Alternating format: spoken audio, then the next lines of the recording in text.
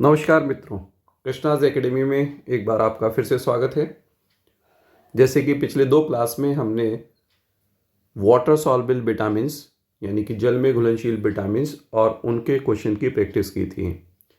अब जो हमारा पार्ट है वो है अकार्बनिक पार्ट। जैसे हमने कहा दो तरीके के अवयव थे भोजन के, एक था कार्बनिक और दूसरा था अकार्बनिक। तो ये अकार्बनिक है जिसमें इंक्लूड होते हैं खनिज लवण एवं जल। तो आज इस टॉपिक को हम डिस्कस करेंगे कि कौन कौन से खनिज हमारे लिए आवश्यक होते हैं, इनकी क्या क्या उपयोगिता होती है, इनकी कमी से क्या हो सकता है और जल की क्या उपयोगिता है। तो मिनरल एलिमेंट्स सबसे पहले लेते हैं टॉपिक। मिनरल का वर्ड आया है माइनिंग से ना, जो जमीन से खोद के निकाले जाते हैं उनके लिए।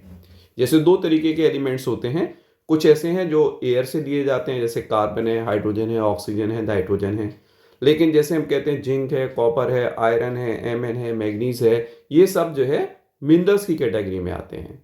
तो जिस तरीके से कार्बनिक पदार्थ उपयोगी हैं उसी तरीके से अकार्बनिक पदार्थों में खनिज और वाटर की भी आवश्यकता होती है। तो यहाँ अगर आप देखें तो लिखा है मैंने कि शरीर के लिए विभिन्न खनिजों की आवश्यकता होती है जो कि हमारे कुल वजन का 4% भाग बनाते हैं, 4%। और इनकी आवश्यकता कार्बनिक पदार्थों की तुलना में बहुत ही कम चाहिए और जल की तुलना में तो और कम चाहिए। इसीलिए कम मात्रा में आवश्यक होने की वजह से इनको हम अल्प पोषक या माइक्रो न्यूट्रिएंट्स कहते हैं। मैक्रो न्यूट्रिएंट्स में जो ज़्यादा मात्रा में चाहिए वो इंक्लूड हो जाएंगे। अब जब हम फूड की फॉर्म में लेते हैं तो ऐसा तो होता नहीं कि हमारी बॉडी को आयरन चाहिए तो हम लोहा चबाना शुरू कर दें। हमारी बॉडी को कुछ और चाहिए तो हम उसकी सारी चीज़ों को जो हमारे सामने दिख रही हैं उनको चबाना शुरू कर दें। जनरली ये हमें किस फॉर्म में लिए जाते हैं? ये लवण की फॉर्म में लिए जाते हैं या यौगिकों की फॉर्म में लिए जाते हैं। जैसे आप देखें, हमारी बॉडी के लिए Na and Cl मतलब सोडियम और क्लोराइड की आवश्यकता होती है। तो सोडियम और क्लोराइड में हम सीधे सोडियम को नहीं खाते, सोडियम क्लोराइड को नहीं खाते, बल्कि इनका सोर्स क्या होता है? इनका सोर्स होता है NaCl, सोडियम क्लोराइड। जब हम नमक खाते हैं तो नमक में ये दोनों चीज़ें उपस्थित हैं। इनका आयोनाइजेशन होता है, हमारी बॉडी इनको एब्जॉर्ब कर लेती है और जहां इसकी आवश्यकता है वहां इसको काम में लाया जाता है। अब जितने भी लवण हमारी बॉडी के लिए आवश्यक हैं उनको उनकी आवश्यक मात्रा मतलब शरीर की में उसकी कितनी रिक्वायरमेंट है उसके आधार पर दो समूहों में विभाजित किया गया है। एक ग्रुप क्या है जिसको हम कहते हैं मैक्रो एलिमेंट या वृद्ध पोषक, मतलब जो अधिक मात्रा में चाहिए, जो हमें अधिक मात्रा में चाहिए। और दूसरे क्या होते हैं? माइक्रो न्यूट्रिएंट्स, जो हमें सूक्ष्म पोषक हैं, जो हमें बहुत कम मात्रा में चाहिए। और कंपैरिजन किसके साथ में है इसका कंपैरिजन है मैक्रो एलिमेंट के अमाउंट के साथ में। अब क्या क्या है इसमें देखें। जो मैक्रो एलिमेंट्स हैं या वृद्ध पोषक हैं उनमें क्लोरीन आता है, मैग्नीशियम आता है, सोडियम आता है, फास्फोरस आता है, पोटेशियम आता है, सल्फर आता है और कैल्शियम आता है। जबकि जो माइक्रो एलिमेंट्स हैं उनके अंदर iron, manganese, cobalt, zinc, molybdenum, fluorine, copper and iodine include होते हैं। तो ये हमारे कैसे हैं? माइक्रो एलिमेंट की कैटेगरी में आते हैं। अब आगे देखते हैं कि जितने भी खनिज तत्व लेते हैं उनमें से अधिकांशता करते क्या हैं? ये कैटलिस्ट का कार्य करते हैं। और कैटलिस्ट का कार्य ना कह के हम सही तरीके से वर्ड अगर हम यूज करें तो ये उत्प्रेरक में उनके कार्य की गति को बढ़ाने या मंद करने में, मतलब प्रमोटर या इनहिबिटर की तरह काम करते हैं। कुछ ऐसे भी खनिज होते हैं जो इनहिबिट कर देते हैं केमिकल रिएक्शंस के रेट को, और कुछ ऐसे होते हैं जो बढ़ा देते हैं। तो डायरेक्ट नहीं बढ़ा रहे हैं बल्कि क्या करते हैं? उत्प्रेरक या कैटलिस्ट के थ्रू या एंजाइम्स की एक्टिविटी को कंट्रोल करने का काम करते हैं।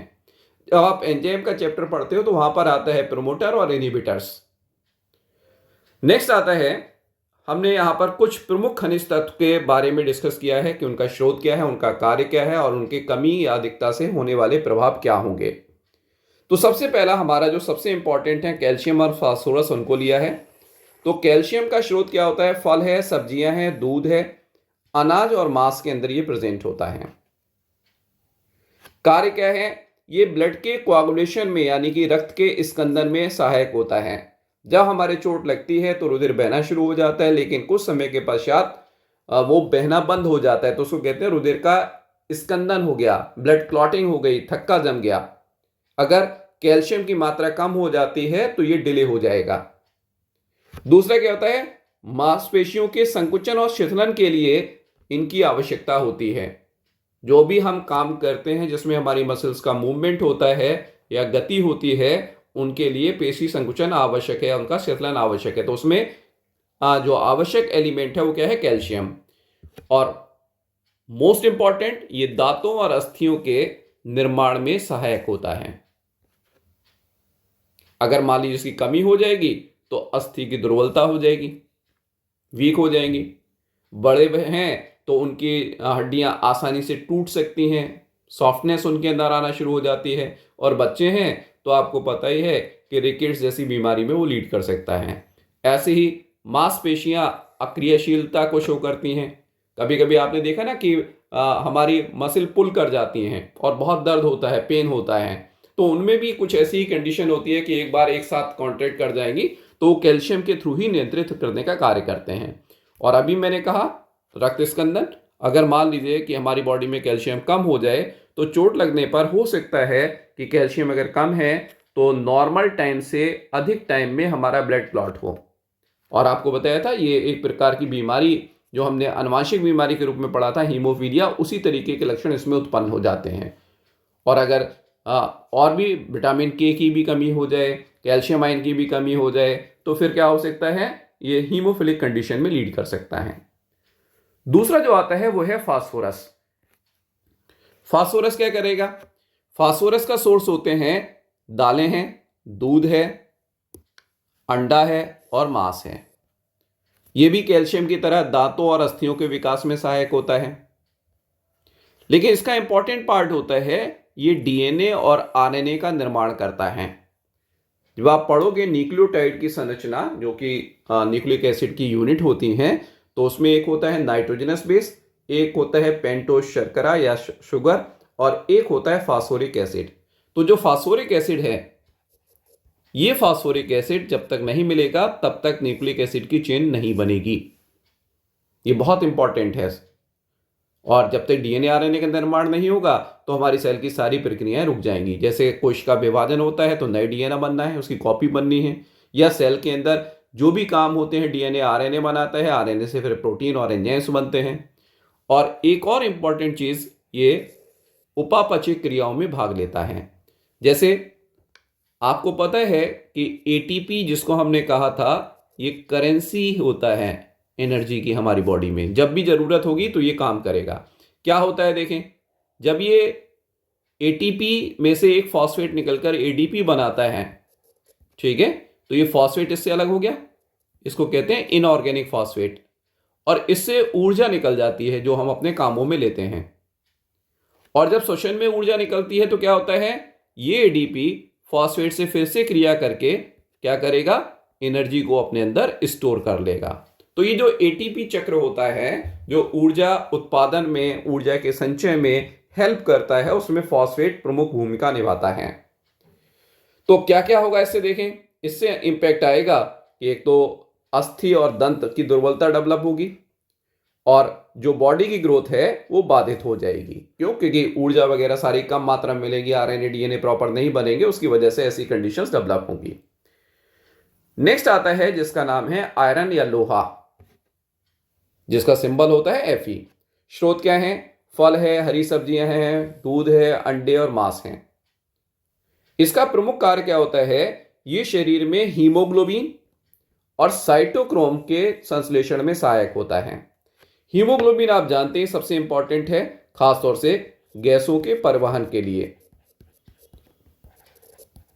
हमारे शरीर में जो ऑक्सीजन और कार्बन डाइऑक्साइड का परिवहन होता है वो हीमोग्लोबिन की सहायता से होता है।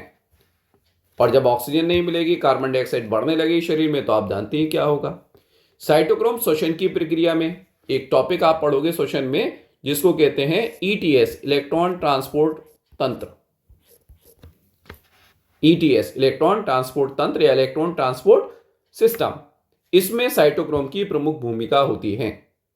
पौधों में भी जब इलेक्ट्रॉन ट्रांसपोर्ट होता है तो वहाँ भी साइटोक्रोम हमें चाहिए। नाम भी शायद आपने सुन रखे होंगे, cytochrome B, cytochrome C, cytochrome A, cytochrome A3, ठीक है, ये सारे नाम होते हैं। तो अगर मान लीजिए इसकी कमी हो जाएगी तो सबसे मुख्य जो चेंज आएगा वो क्या आएगा, एनीमिया, रक्त अल्पता जिसको आप कहते हो, ये डेवलप होगी, क्योंकि हीमोग्लोबिन प्रॉपर नहीं बन पाएगा। नेक्स्ट आता है आयोडीन। आयोडीन का स्रोत क्या होता है, जो हमारे सी फूड होते हैं, समुद्री भोजन जो होते हैं, वो इसके प्रमुख स्रोत हैं। नमक में भी प्रेजेंट है और पनीर में भी प्रेजेंट है। समुद्री भोजन में आप जानते हो कि फिशेज हो गई, या सी फूड में झींगा हो गए, अदर चीज़ें हो गई, ये सारी चीज़ें, प्रॉम्प्ट फिशेज वगैरह हम खाते हैं, वो सब इसमें इंक्लूड होते हैं। नमक के बारे में आपको पता है, आप मार्केट से जो नमक खरीद कर लाते हो, चाहे वो किसी भी कंपनी का हो, उसमें आप लिखा देखते हैं आयोडोडाइज साल्ट, आयोडीन युक्त नमक। तो ये आयोडीन जो है हमारे नमक के थ्रू हमारी बॉडी में पहुंचती है। लेकिन एक चीज़ कहा जाता है कि नमक जो है जिसमें आयोडीन प्रेजेंट है, वो हमें नमक का यूज़ तब करना चाहिए जब चीज़ें ठंडी हो जाएं। गर्म में अगर हम डालेंगे तो ये माना जाता है आयोडीन वोलेटाइल होती है, तो इसका इम्पैक्ट कम हो जाएगा। अब इसका रोल क्या है, ये क्या करता है, हमारे शरीर में एक हार्मोन बनाता है जिसका नाम है थायरॉक्सिन। थायरॉक्सिन हार्मोन के निर्माण में आयोडीन जो है इंपॉर्टेंट रोल प्ले करती है। और थायरॉक्सिन कौन बनाता है, हमारी थायराइड ग्लैंड। जब हमारे शरीर में आयोडीन की कमी हो जाती है तो थायरॉक्सिन की कमी होती है, और उसको पूरा करने के लिए जो थायराइड ग्लैंड है इसका आकार बढ़ना शुरू हो जाता है, हमारा गला फूलना शुरू हो जाता है। इस बीमारी को हम नाम देते हैं घेंगा, या इसको कहते हैं गलगंड, इंग्लिश में इसको कहते हैं ग्वाइटर, ठीक है। और ये पहाड़ी इलाकों में ज्यादा होता है क्योंकि वहां पर आयोडीन की कमी होती है। नेक्स्ट आता है फ्लोरीन, ये इंपॉर्टेंट है। इसके भी स्रोत क्या हैं, इसके स्रोत है हमारे पास समुद्री भोजन और जल।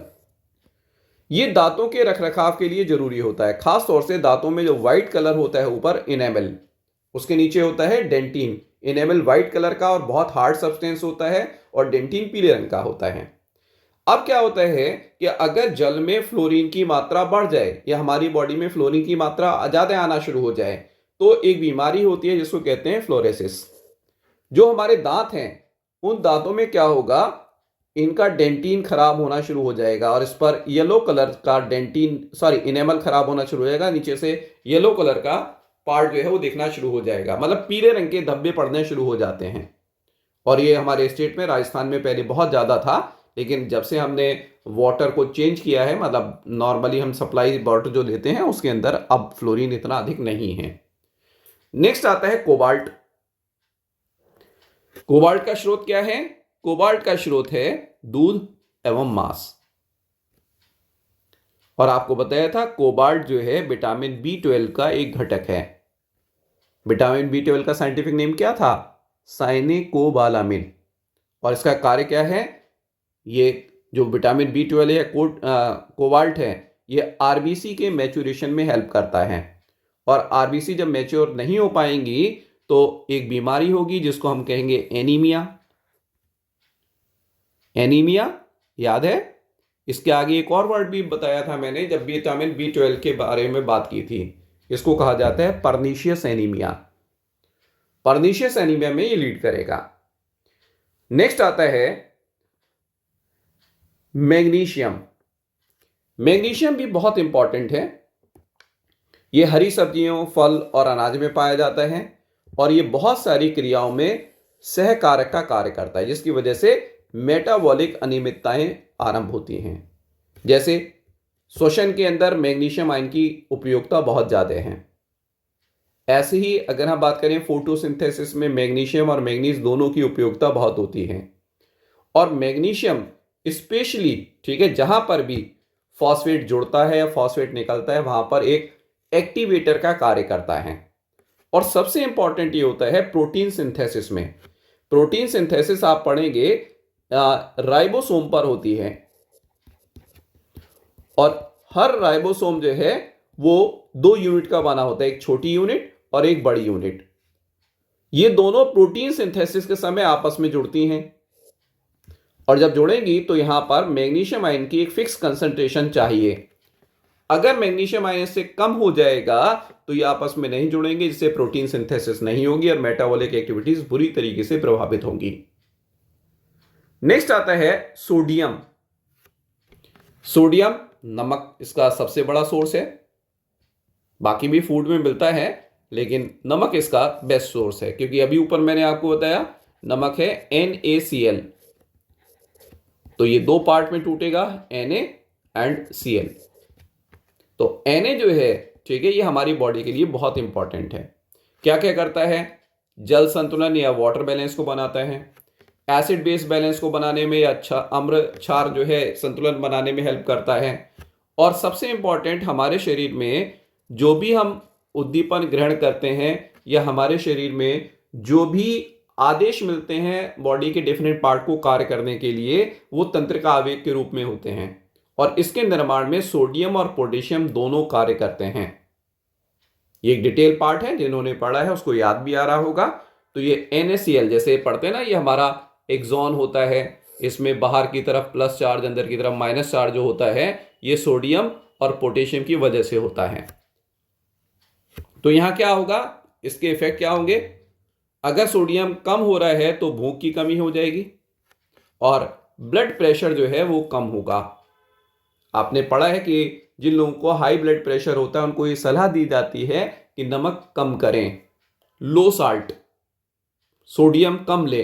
इसीलिए मार्केट के अंदर लो सोडियम साल्ट भी मार्केट में आता है, नमक जिसको कहते हैं लोना, और भी अब बनाने लगे हैं लेकिन ये मेन है। तो अगर इसका उल्टा भी कहा जाता है कि अगर निम्न रुधिर दाब है तो हम थोड़ा सा सोडियम की मात्रा को बढ़ाएं। अगला हमारा इसमें है पोटेशियम। क्या क्या सोर्स हैं इसके देखें। इसके सोर्स हैं अनाज, सब्जियां, फल, दूध, मांस। ये भी जल संतुलन बनाता है, अम्ल क्षार संतुलन बनाता है और तंत्रिका आवेग का संचरण करने में सहायक है, और इसकी वजह से भी भूख की कमी और रुधिर दाब जो है वो डेवलप होता है, निम्न रुधिर दाब, दोनों एक साथ काम करते हैं। लेकिन सोडियम का इंपैक्ट रुधिर दाब पे ज्यादा आता है, पोटेशियम का थोड़ा सा कम है। लास्ट खनिज इसमें लेते हैं और वो है जिंक। ये भी काफी इंपॉर्टेंट है। क्या है इसमें देखें, इसका स्रोत होते हैं दूध, अनाज, अंडे और मांस। कार्य क्या है? ये बहुत सारे एंजाइम्स में सहकारक का कार्य करता है। इसकी वजह से प्रॉपर हीमोग्लोबिन नहीं बन पाता, आरबीसी मैच्योर नहीं हो पाती, जिसकी वजह से रक्तक्षीणता यानी कि एनीमिया ये डेवलप होता है। प्रजनन क्षमता भी कम हो जाती है और बुद्धि का विकास भी कम होता है, दुर्बल बुद्धि। और सबसे इंपॉर्टेंट, ये इंसुलिन की सिंथेसिस में भी एक इंपॉर्टेंट रोल प्ले करता है, इंसुलिन हार्मोन। इसीलिए डायबिटिक पर्सन को भी कहा जाता है कि जिंक को भी या जिंक के सोर्स भी जो है हमें यूज करने चाहिए। तो ये हमारे खनिज लवणों के बारे में हो गया। अब इसका लास्ट पार्ट आता है अकार्बनिक में जल, वाटर। और जल जो है वो सबसे इंपॉर्टेंट है जीवन के लिए, चाहे वो पौधे हों, चाहे जंतु हों, चाहे एक कोश के हों, चाहे बहुकोश के हों। जीवन जल के बिना संभव नहीं है। इवन जल की उत्पत्ति भी सबसे पहले पानी में या जल में ही हुई, समुद्री जल में हुई। जो एक कोश के जीव सबसे पहले बना था पृथ्वी पर, उसकी उत्पत्ति समुद्र के जल में हुई है। तो पृथ्वी पर भी लगभग आपने देखा है 2/3 पार्ट यानी कि 70% जल है।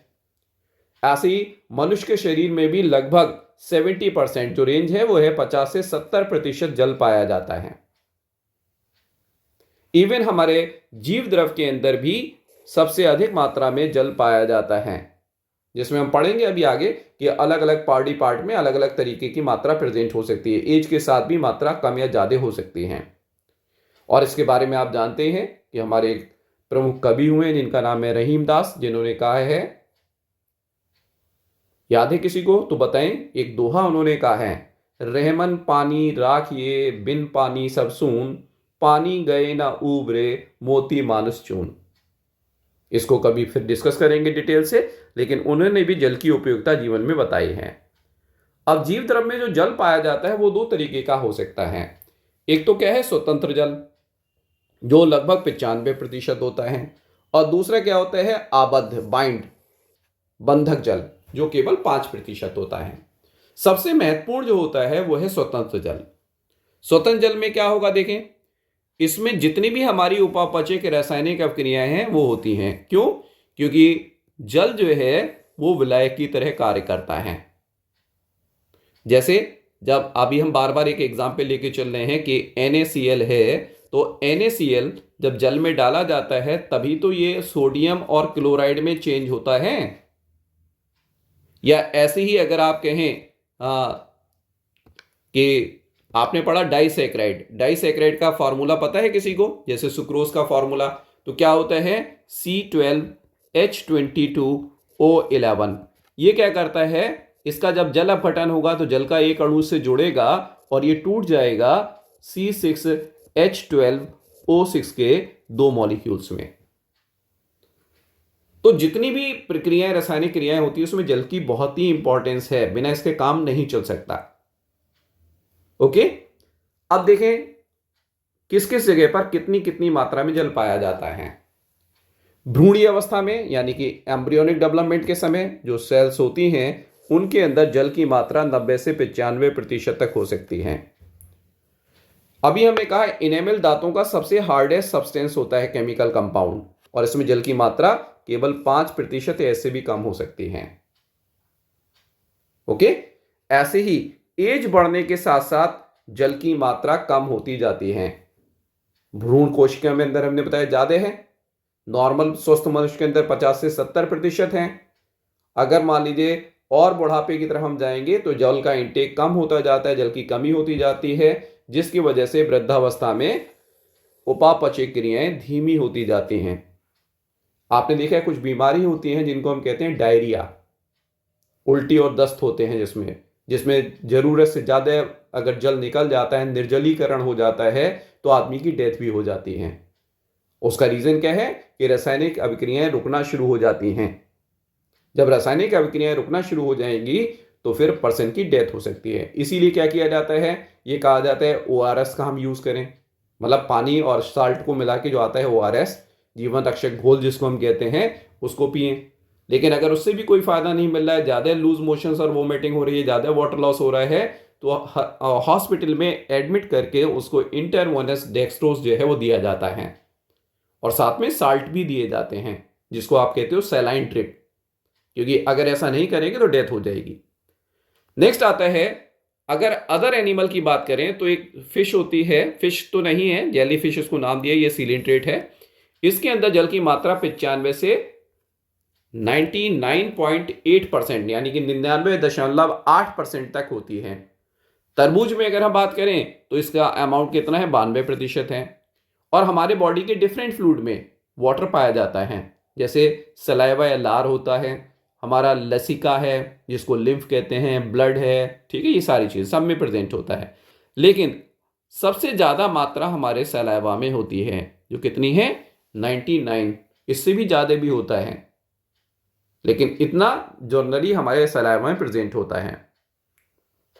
अब हमारे शरीर में जल की क्या क्या उपयोगिता है इसके बारे में बात करें तो जल के महत्व में अगर हम बात करें तो सबसे पहला तो इंपॉर्टेंट फैक्टर है जो आपको बताया भी मैंने कि पृथ्वी पर सबसे उच्च कोटि का विलायक है। इसमें अधिकांश चीजें घुलनशील होती हैं, अधिकांश चीजें घुलनशील हैं। तो हमारे शरीर में मोस्ट ऑफ द जो यौगिक पाए जाते हैं या साल्ट पाए जाते हैं वो जल में घुलनशील होते हैं। फिर अकार्बनिक पदार्थों का आयनीकरण या जो पॉलीमर है उनका हाइड्रोलिसिस में ये हेल्प करता है, जो अभी ऊपर मैंने आपको ये बताया, यहाँ पर ये सारी चीज जो अभी आपको मैंने समझाई हैं यही इसका मतलब है, आयंस में ब्रेक होना। तो जल के, और कहा जब तक आयनीकरण नहीं होगा तब तक कोई फायदा नहीं होना। नेक्स्ट आता है, जल का सरफेस टेंशन यानी कि पृष्ठ तनाव अधिक होता है, जिसकी वजह से ये शरीर की या कोशिका की आकार और आकृति को बनाए रखने में हेल्प करता है। इसकी विस्कोसिटी कम होती है, जिसकी वजह से गति और आकार में परिवर्तन में सहायक होता है। आप पढ़ते हो अमीबा लगातार अपने आकार को चेंज करता रहता है, तो उसमें इसका बहुत बड़ा रोल होता है। फिर ताप नियमन, बॉडी के टेम्परेचर को रेगुलेट करने में ये हेल्प करता है। क्यों? क्योंकि इसकी विशिष्ट ऊष्मा अधिक होती है। इसीलिए कहा जाता है कि जब हमें फीवर आ जाता है और हाई फीवर होता है तो ये कहा जाता है कि माथे पर जो है हम पानी से भीगी हुई पट्टियां रखें, जिससे कि ताप को नियंत्रित करने में हेल्प मिले। तो ऐसे ही कभी कभी पैरों को धोएं, हाथों को धोएं, जिसकी वजह से ये हो। और हमारी बॉडी में भी जो ब्लड होता है वो क्या करता है, पूरी बॉडी में सर्कुलेट होता है, तो जगह जगह पर जो ताप उत्पन्न हो रहा है, बढ़ रहा है, उसको इकट्ठा करता है, पूरे बॉडी में यूनिफॉर्मली डिस्ट्रीब्यूट करता है। और जब गर्मियाँ होती हैं तो हमारी त्वचा के नीचे जो ब्लड वेसल्स होती हैं उनमें ज़्यादा ब्लड सप्लाई होती है, जिससे कि क्या होगा, ज़्यादा से ज़्यादा टेम्परेचर को लॉस किया जा सके। जबकि जाड़े होते हैं तो क्या होता है, इसका सर्कुलेशन हमारे सुपरफिशियल रीजन में यानी कि त्वचा में कम हो जाता है, जिससे कि हीट लॉस कम हो। तो ये ताप नियमन में वाटर का एक इंपॉर्टेंट रोल होता है। वैसे भी आपने देखा है, कोई गर्म चीज़ होती है उसको ठंडा करने के लिए पानी डाला जाता है, तो ये हमारी बॉडी में भी इसी तरीके से नियमन का कार्य करता है। फिर पौधों में जो रसारोहण की प्रक्रिया होती है, रसारोहण क्या होता है, पौधे अपनी जड़ों के द्वारा जल और खनिज लवणों को अवशोषित करते हैं और फिर इसको कहाँ पहुंचाया जाता है, पौधों की पत्तियों या अन्य भागों में पहुंचाते हैं।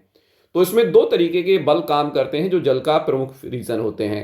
एक है आसंजन, जिसको कहते हैं अडेजन फोर्स, और दूसरा कहलाता है ससंजन या कोहेजन फोर्स। ससंजन जल के अणुओं के बीच में लगता है और आसंजन जो है जल और जालम की भित्ति के बीच में लगता है, वॉल के बीच में लगता है। ऐसे ही आपको बताया कि रासायनिक अभिक्रियाएं जितनी भी होती हैं उन रासायनिक अभिक्रियाओं के लिए माध्यम है, क्योंकि विलायक है, सब चीजें इसमें घुल जाती हैं तो आसानी से क्रिया हो सकती है। फिर जंतुओं में विभिन्न पदार्थों का स्थानांतरण या संवहन, जो रिधर होता है, लिम्फ होता है, आपने पढ़ा जो भी हम खाते हैं उसका पाचन होता है, उसका अवशोषण होता है, फिर वो कहाँ आता है, ब्लड में, और ब्लड उसको सारी जगह पर रेगुलेट करने का काम करता है। तो ब्लड में कंपोनेंट मेन क्या है, हमारा वाटर है। जितनी भी चीज़ें पदार्थ हैं वो जो प्लाज्मा होता है उसके अंदर घुलनशील होती हैं। प्लाज्मा में मेजर पार्ट क्या है, वाटर होता है। ऐसी पौधों में भी आपको बताया कि खनिज लवण और लवण जल का जो है संवहन भी कौन करता है, जल के द्वारा होता है। ऐसे ही पौधों में प्रकाश संश्लेषण में जल की बड़ी उपयोगिता है। ठीक है, क्यों, क्योंकि आपने पढ़ा है कि CO2 प्लस वाटर मिलकर ही ग्लूकोज का निर्माण करते हैं। ये तभी बनेगा, बाकी चीजें हैं जो हम पढ़ चुके हैं पहले, आगे भी पढ़ेंगे। तो एक सिंबॉलिक केमिकल रिएक्शन मैंने आपको दी है कि कार्बन डाइऑक्साइड और वाटर जब रिएक्ट करते हैं तो ग्लूकोज का निर्माण होता है। और इसी चीज में आपने पढ़ा है कि क्या होता है, ऑक्सीजन गैस भी निकलती है। और ये ऑक्सीजन गैस आती कहां से है, ये CO2 से नहीं आती, ये आती है वाटर से। केवल वही पौधे प्रकाश संश्लेषण में ऑक्सीजन को निकाल सकते हैं जो वाटर का, जल का यूज करते हैं। अधिकतर तो जितने भी पौधे हैं, ठीक है, कुछ बैक्टीरिया को छोड़कर सभी के अंदर कैसी होती है, ऑक्सीजनिक फोटोसिंथेसिस होती है, जो ऑक्सीजन को प्रोड्यूस करते हैं। इसीलिए कहते हैं हरे पौधे कार्बन डाइऑक्साइड को अवशोषित करते हैं और बाद में ऑक्सीजन को छोड़ते हैं। तो ऑक्सीजन का एकमात्र स्रोत अर्थ पर अगर कोई है तो क्या है, हरे पौधे होते हैं। और वो कहां से मिलती है, प्रकाश संश्लेषण की प्रक्रिया से मिलती है। तो ये था हमारा जल और जल की उपयोगिता क्या है हमारी बॉडी में, और अगर कम हो जाएगा तो इसका क्या इंपैक्ट आएगा। तो ये टॉपिक हमारा कंप्लीट होता है। नेक्स्ट क्लास में हम इनके क्वेश्चन की प्रैक्टिस करेंगे। तो एक बार इसको रीड कीजिए, अच्छी तरीके से रीड कीजिए, बहुत इंपॉर्टेंट टॉपिक है, हर एग्जाम में बहुत ज़्यादा पूछा जाता है। तो अगली क्लास की आप प्रिपरेशन करना शुरू कर दीजिए। क्वेश्चंस को अगर आपके पास भी हैं तो उनके ऊपर भी अटेम्प्ट कीजिए। हम भी कुछ इंपॉर्टेंट क्वेश्चंस को जो है वो डिस्कस करेंगे। तो आज इतना ही रखते हैं। आपसे फिर वही रिक्वेस्ट है कि ज़्यादा से ज़्यादा सब्सक्राइब करें, लाइक करें और शेयर करें। धन्यवाद, थैंक यू।